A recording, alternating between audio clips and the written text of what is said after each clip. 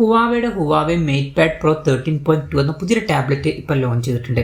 ഈ ഒരു വീഡിയോയിൽ നമ്മൾ നോക്കാൻ പോകുന്നത് Huawei Matepad Pro 13.2 എന്ന ടാബിനെ പറ്റിയിട്ടാണ്.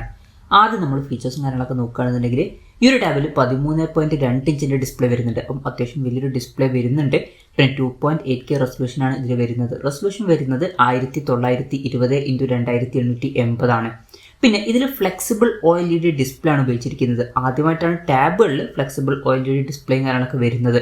ഡിസ്പ്ലേയിൽ 144 Hz റിഫ്രഷ് റേറ്റ് സപ്പോർട്ട് ചെയ്യുന്നുണ്ട്. 360 Hz ടച്ച് സാമ്പിളിംഗ് റേറ്റും ഇതിൽ വരുന്നുണ്ട്. പിന്നെ അത്യാവശ്യം ചെറിയ ബെസൽസും കാര്യങ്ങളൊക്കെയാണ് ഈ ടാബിൽ വരുന്നത്. എഡ്ജ് ടു എഡ്ജ് സ്ക്രീനാണ് ഇതിൽ വരുന്നത്.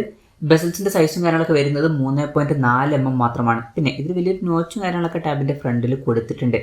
3:2 എന്നുള്ള ആസ്പെക്ട് റേഷ്യോയിലാണ് ഈ ഒരു ടാബ് വരുന്നത്. ഏകദേശം 94% സ്ക്രീൻ ടു ബോഡി റേഷ്യോ ഈ ടാബിൽ വരുന്നുണ്ട്. വളരെ കൂടിയ ഒരു സ്ക്രീൻ ടു ബോഡി റേഷ്യോ ഒക്കെ ഇതിൽ കൊടുത്തിട്ടുണ്ട്. 1440 Hz PWM ഡിമ്മിങ് എന്നുള്ള ഫീച്ചറും ഇതിൽ കൊടുത്തിട്ടുണ്ട്. ഈ ഒരു ടാബിൻ്റെ പീക്ക് ബ്രൈറ്റ്നസ് വരുന്നത് 1000 nits ആണ്. അപ്പോൾ ഡിസ്പ്ലേ ഫീച്ചേഴ്സ് മൊത്തത്തിൽ നോക്കുകയാണെന്നുണ്ടെങ്കിൽ വളരെ മികച്ച ഡിസ്പ്ലേ ഫീച്ചേഴ്സും കാര്യങ്ങളൊക്കെ ഈ ടാബിൽ വരുന്നുണ്ട് എന്ന് പറയാവുന്നതാണ്. പിന്നെ ടാബിൻ്റെ വെയിറ്റ് വരുന്നത് 580 ഗ്രാമാണ്. തിക്നെസ് വരുന്നത് 5.5 mm ആണ്. ഈ ഒരു ടാബിൽ ഹുവാവയുടെ M പെൻസിലൊക്കെ സപ്പോർട്ട് ചെയ്യുന്നുണ്ട്. അതുപോലെ തന്നെ മാഗ്നറ്റിക് കീബോർഡും കാര്യങ്ങളൊക്കെ സപ്പോർട്ട് ചെയ്യുന്നുണ്ട്. ഇനി പ്രോസസ്സറിൻ്റെ കാര്യത്തിലോട്ട് വരികയാണെന്നുണ്ടെങ്കിൽ കിരിൻ 9000S എന്ന പ്രോസസ്സറാണ് ഈ ടാബിൽ വരുന്നത്. ഇത് കിരിൻ്റെ പുതിയ ഫ്ലാഗ്ഷിപ്പ് പ്രോസസ്സറാണ്. അപ്പോൾ മികച്ച പെർഫോമൻസും കാര്യങ്ങളൊക്കെ ഇതിൽ കിട്ടേണ്ടതാണ്. പിന്നെ വൈഫൈ മാത്രം സപ്പോർട്ട് ചെയ്യുന്ന വെർഷനാണ് ഇപ്പോൾ ലോഞ്ച് ചെയ്തിരിക്കുന്നത്. ബേസ് വേരിയൻറ്റിൽ 12 GB റാമും 256 GB ഇൻറ്റേർണലുമാണ് വരുന്നത്.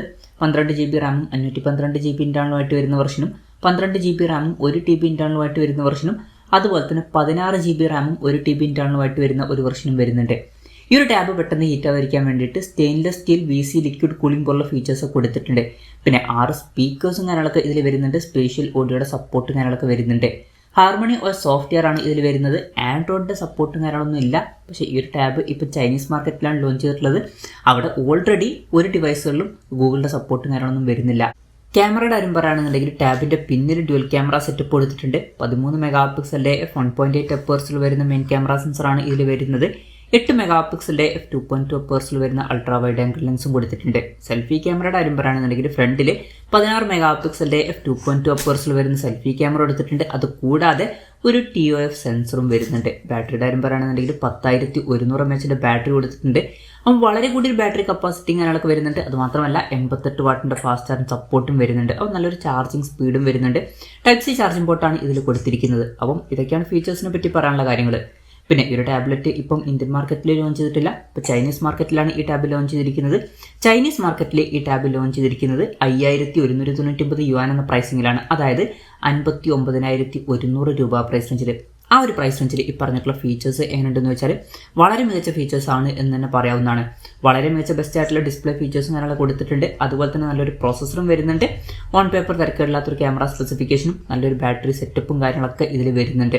അപ്പം ഈ ഒരു പ്രൈസ് റേഞ്ചിൽ ഈ ഫീച്ചേഴ്സ് വളരെ മികച്ച ഫീച്ചേഴ്സായിട്ടാണ് എനിക്ക് തോന്നിയിട്ടുള്ളത്. ഇനി ഇന്ത്യൻ മാർക്കറ്റിൽ ഈ ടാബ് ലോഞ്ച് ചെയ്യുമോ എന്ന് വെച്ചാൽ ചാൻസ് കുറവാണ്. കാരണം ഹുവാവെ ഇപ്പോൾ അടുത്തൊന്നും ഇന്ത്യൻ മാർക്കറ്റിൽ അവരുടെ ഡിവൈസുകൾ ലോഞ്ച് ചെയ്തിട്ടില്ല. അപ്പം ഇന്ത്യൻ മാർക്കറ്റിൽ ഈ ടാബ് ലോഞ്ച് ചെയ്യാൻ ചാൻസ് കുറവാണ്. പക്ഷേ ഗ്ലോബൽ മാർക്കറ്റിലൊക്കെ ലോഞ്ച് ചെയ്തേക്കാം. ഗൾഫ് രാജ്യങ്ങളിലും അതുപോലെ തന്നെ യൂറോപ്യൻ കൺട്രീസിലൊക്കെ ഈ ടാബ് ലോഞ്ച് ചെയ്യാൻ ചാൻസ് ഉണ്ട്.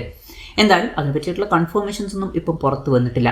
Huawei Matepad 13.2 എന്ന പുതിയൊരു ടാബ്ലറ്റ് ഇപ്പോൾ ലോഞ്ച് ചെയ്തിട്ടുണ്ട്. ഈ ഒരു ടാബിനെ പറ്റിയിട്ടുള്ള നിങ്ങളുടെ അഭിപ്രായം ജസ്റ്റ് ഒന്ന് കമൻറ്റ് ചെയ്യുക.